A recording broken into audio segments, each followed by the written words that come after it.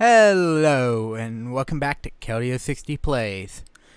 Today we're starting off a brand new adventure.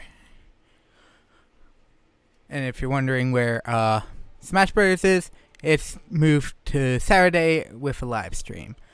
Today, we're heading into Metroid Prime 2 Echoes for the Nintendo Gamecube. A game that I actually have no experience with. So, for the duration of this game, I will be playing blind, except for one section.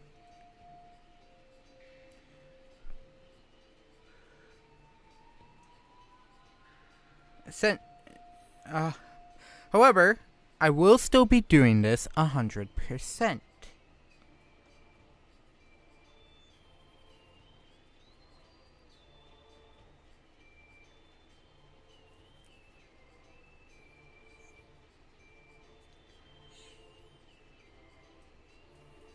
So, let's get right in.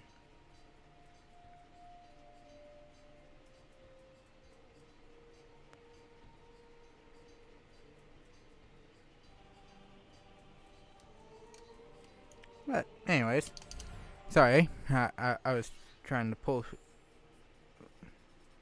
at guides.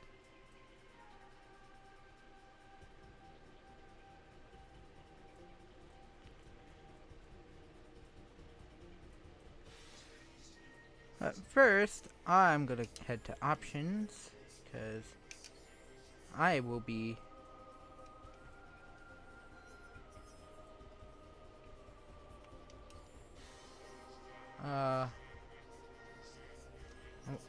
I assume I can't.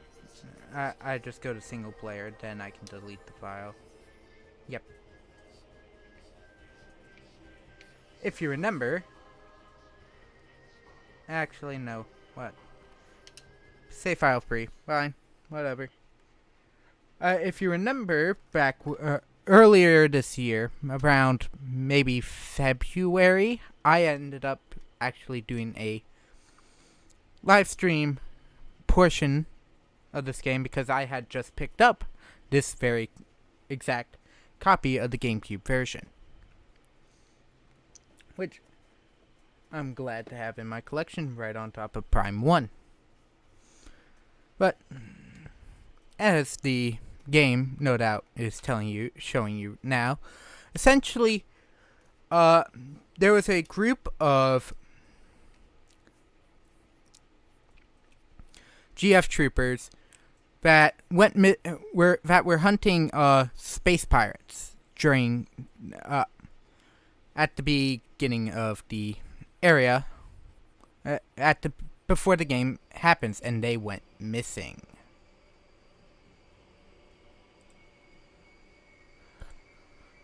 Which then calls upon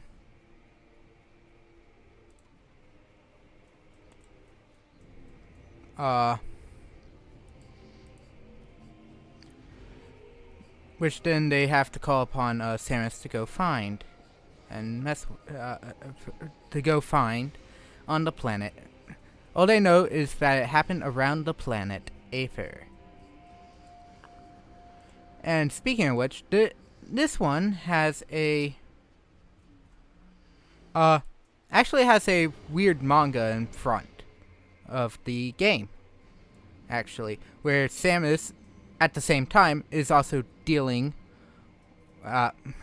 excuse that for 2 seconds, you'll see that in a bit, a rare manga that only came out in Japan for this game, where Samus herself was actually dealing with space pirates beforehand.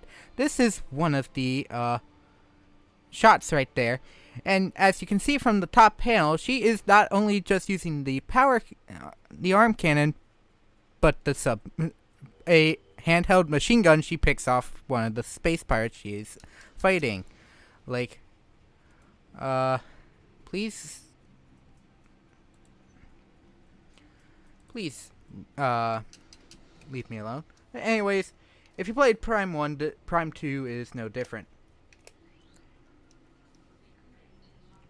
And make sure to scan the gunship, for you're not coming back to that thing for a little bit. In fact, you don't come back to here till fairly late in the game. Now, it is possible to glitch here. I am not doing as basic stuff goes, I'm not doing any major glitches. Though, most glitches still work.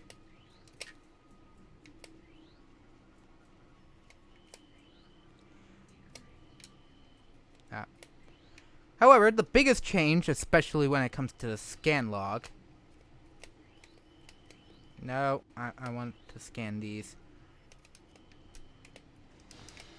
Is that if something's scannable, it's the entire color rather than trying to aim on one box. That actually comes out very handily in the future.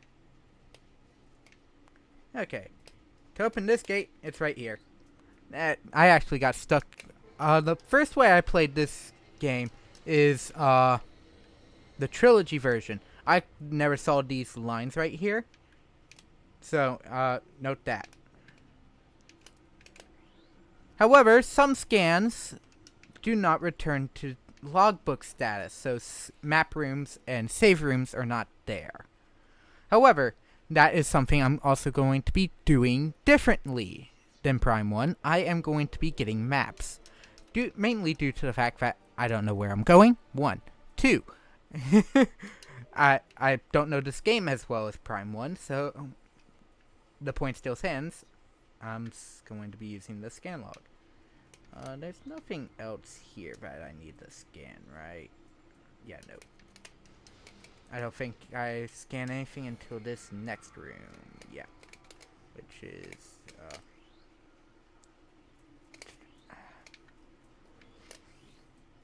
which are splinters. Essentially the equivalency of the... it's up there. A little higher than I could look up quickly. Nope. This guy is... There is a lot more to scan in this one as well. So, be forewarned about that. Where you're going to be doing it a lot. Another major change from Prime 1, if you don't remember me doing it in Prime 1, is that the boost ball has a larger thing around it, denoting that you can indeed attack things with it.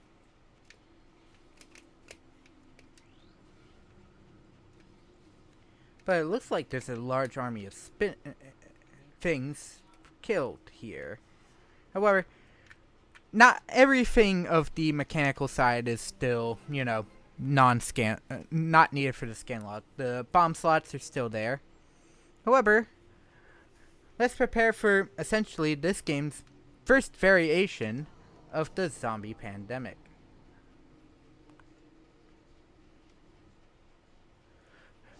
For the, or should I say for Prime's, the Metroid series' first zombie pandemic. Because technically, this is the first one. We got Dark Troopers.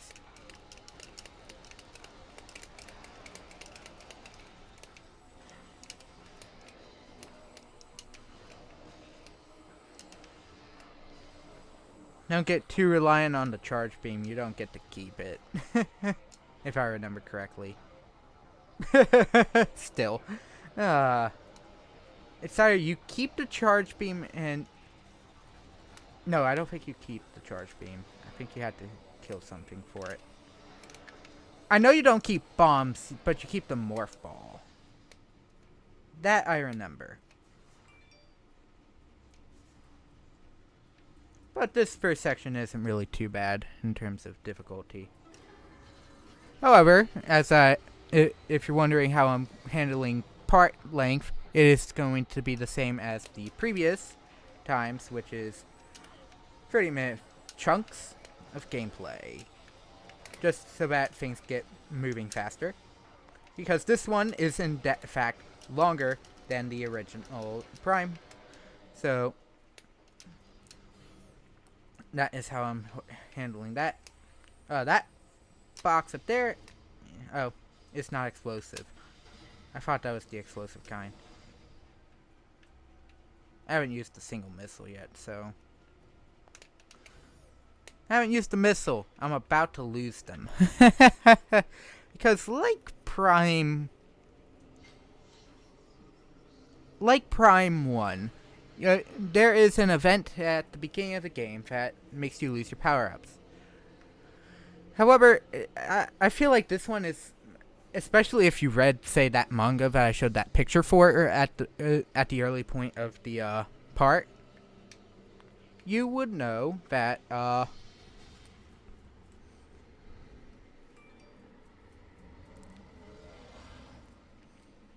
the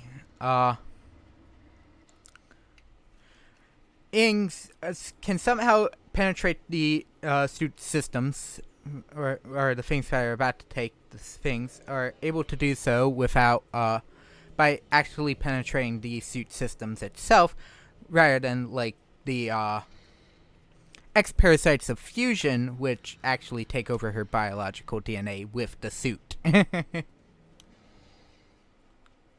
And use that biological DNA with the suit parts to recreate the suit and its weaponry.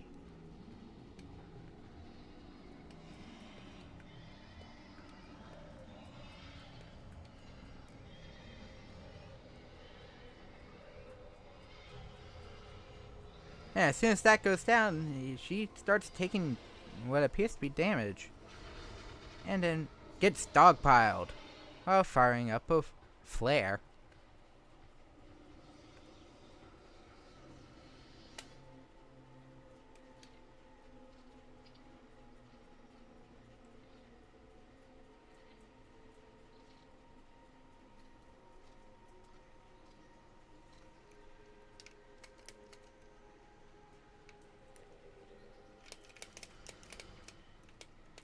Later, gears stolen by unknown creatures. Space jump, grapple beam. Yeah, I was right. I was worried for no reason. Yeah. However, as denoted by what the suits lost, you technically had access to the power bombs this early into the game. How in the world you have access to the power bombs this early is beyond me. And why she didn't just use one right there is also beyond me, because you'd think, oh, I'm surrounded, should use the power bomb to eliminate everything. Surprising that didn't happen.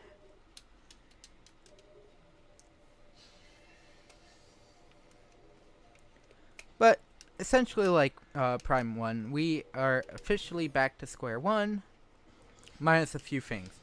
You may note we also still have the Varia suit, which, at least for this game, is pretty much cosmetic. It is not. There are no heated areas in Aether, so the Ing probably said, "Screw it, this is not necessary." I keep saying what the unknown creatures are. But they're referred to as the Ing. We'll go further into what they are actually in a bit, but... Alright. Did all that.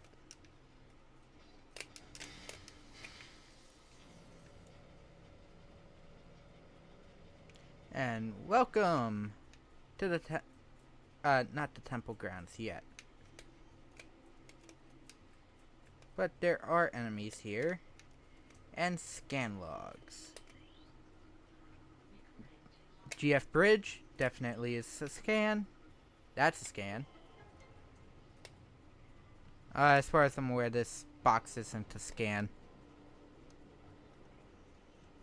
But if you remember, I said it is possible to skip that thing. And keep the power-ups. It is a glitch that you can also do in Prime 1 that I never learned how to do. The glitch is related to the ability known as it's a boost ball glitch, which is known as the infinite speed glitch. I don't know how to do it, so don't ask me. and is the reason why I didn't pull it off. So I'm not dealing with splinters. These are just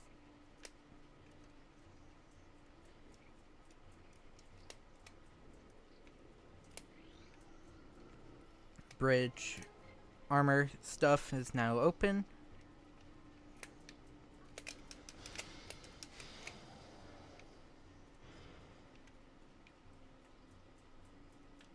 Now granted, this game is both easier and harder than the trilogy version, because the trilogy version, at like the Prime 1 variant, if you got the morph ball, you also the morph ball bombs also came with the spring ball, which allows you to jump by flicking the remote. You don't have that here, and a certain boss later will see that necessary, to say the least.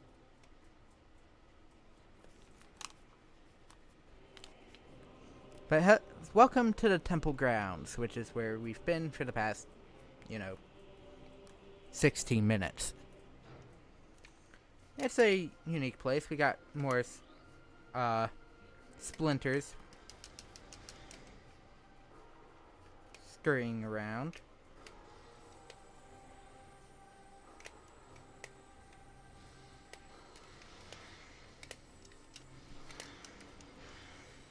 Or the things that actually pop out of the hives. They're not too great. They're more so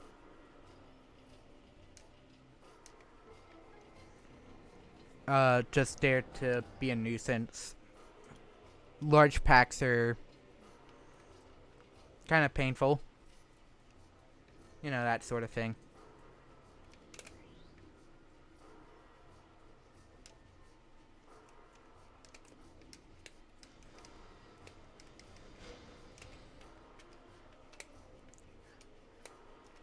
However, it would be possible to get to places if you could get to places. Get things if you could go places.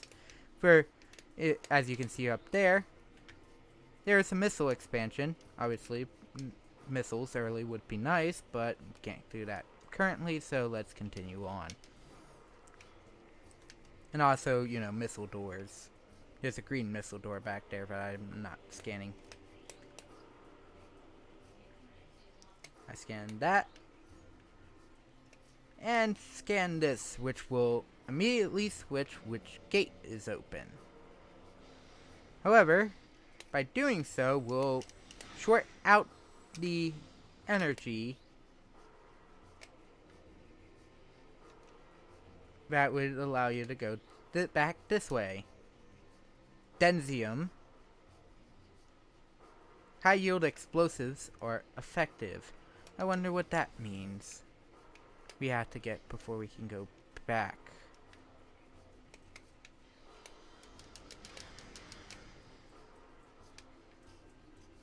Oh, this is this area. Okay. I don't have to worry about the pains that are the oh, got another soldier dead down here. I have 66% of those guys done. Activate the comms unit, which will not work.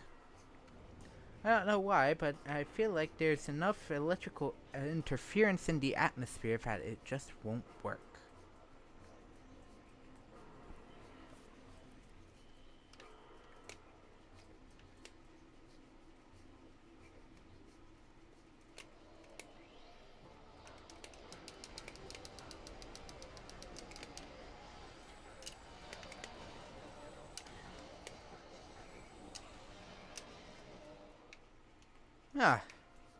Well then. It's not like we can do much else here. So our first point of contention is going this way.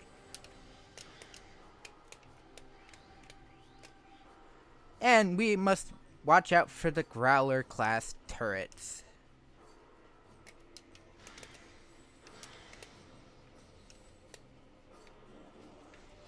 Which sees you as a threat.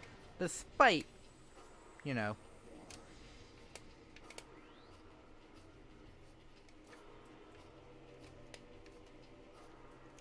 This area just serves to remind you that you can go this way.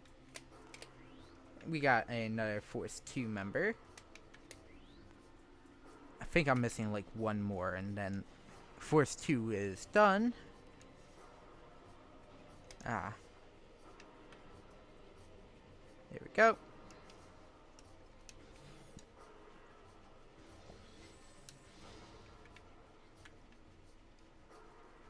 And welcome to... Okay, how do you do this one?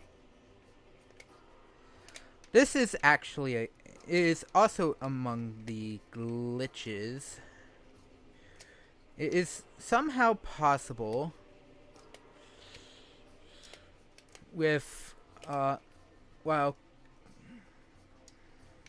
running up against part of this wall to, I think, get on top of something that allows you to jump over the wall. And you can get the missiles early, but before, so that you don't have to worry about getting them early on.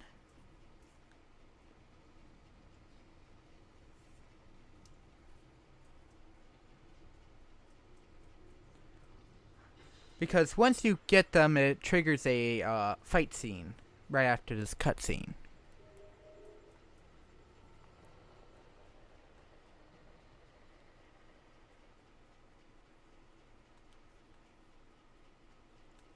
Thankfully, this is less RPG than Xenoblade, so we're not going to have as much issues with this taking as long. This is as chatty, essentially about as chatty as it will get. And just like Samus, the GF troopers also had their ship damaged by the atmosphere.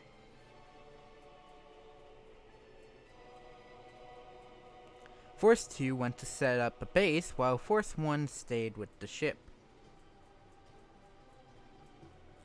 Oh, and no comm systems.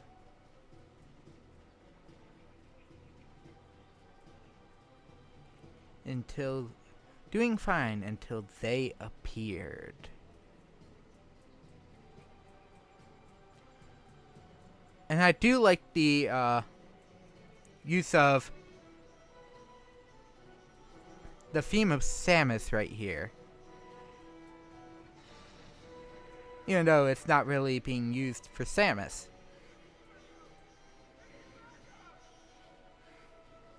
And voice acting in a Nintendo game, it's fairly muffled, but there's minor voice acting. But as you can see, they are saw before we entered the cutscene.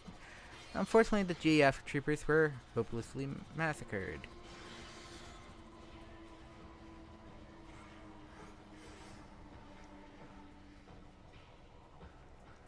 Though, in that manga I showed, which is still a little more heavy in the Japanese storytelling of, you know, friendship type things, I believe three members are still alive by the time Samus gets here.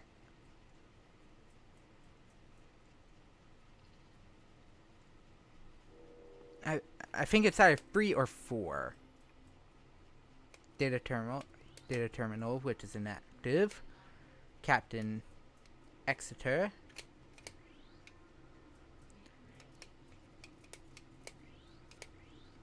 Mechanism, vehicles, GFS Terrier. Haley. Whoever that was. We got one more here. Road.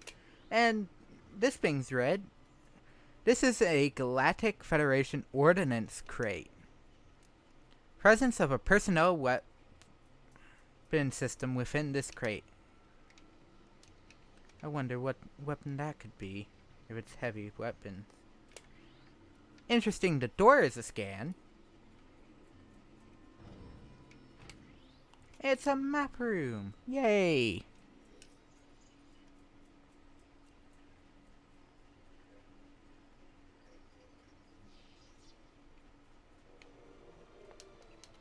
Because technically, even though this is still the temple grounds, it is still separate from the rest of the temple compound.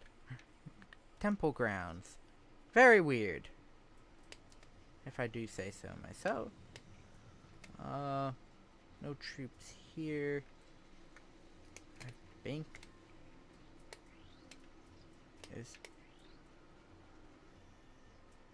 Oh. That's the door below.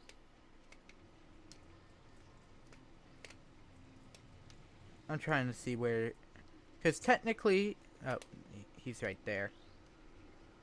There we go. 100% done here. So, with everything scanned here, let's blow up this crate. Which, unlike the expansion we just saw earlier, the launcher has the original missile design from Prime 1. Very interesting.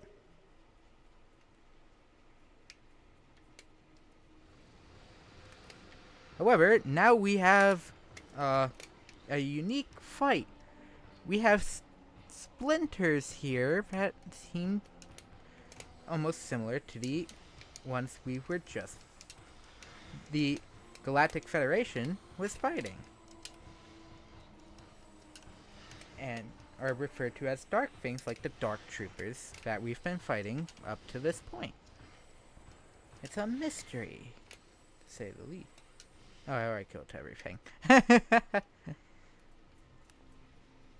This is a fairly large game, though, so obviously still not in one. Not sure I'm playing this in a sitting sort of game. Oh, where are you? Right here. Kinetic orb launch cannon. I don't think I can scan this. Unfortunately, while... Yeah. I don't think it, when it's deactivated, it's scannable either. It's weird what things you'd think would be scannable previous games that aren't. Like this one, as soon as it didn't pop the things up to the left or right, there's no reason to scan it. No. So, missile expansions, energy, minor energies. Oh, we got forced. We now have all trooper logs. Good. But we must head down for a fight I just don't care for. Hello.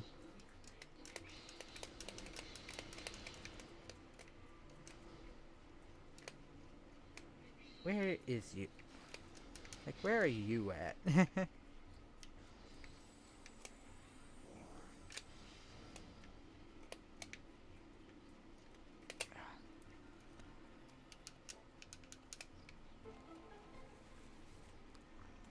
So there we go. Now we can fling ourselves up. It's a actually kind of unique thing that I'm surprised never really returns. Yeah.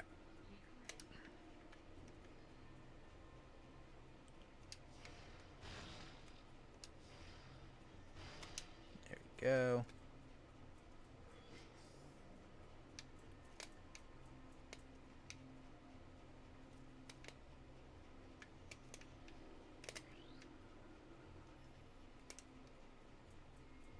Structurally unsound. Explosions may cause it to fracture.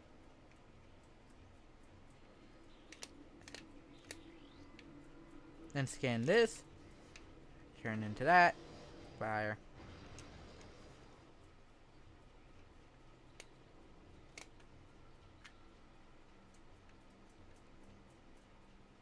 However, hives are actually kind of uniquely colored, that they have a blue thing.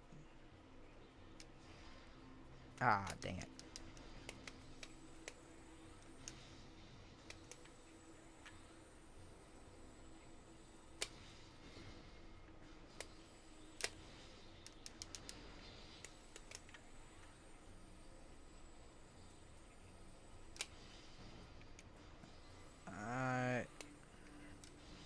mean, I want to regain all my missiles is what I want to do, but whether or not the game will let me is another question.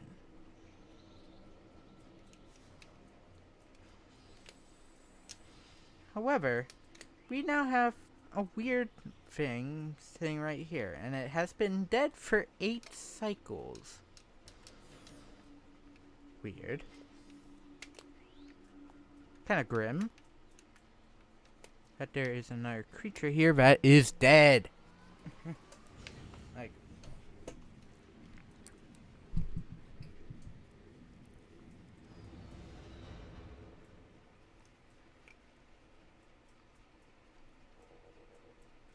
we are now in another unfamiliar space.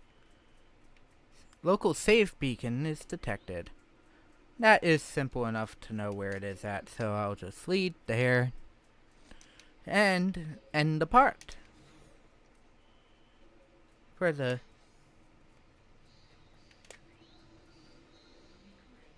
first, sandbats. We'll have to do that later. And the save room is right here, so thank you all for watching. Next time we'll continue further into this unknown area that we've just entered. And I'll see you next time. So thank you for watching. Bye.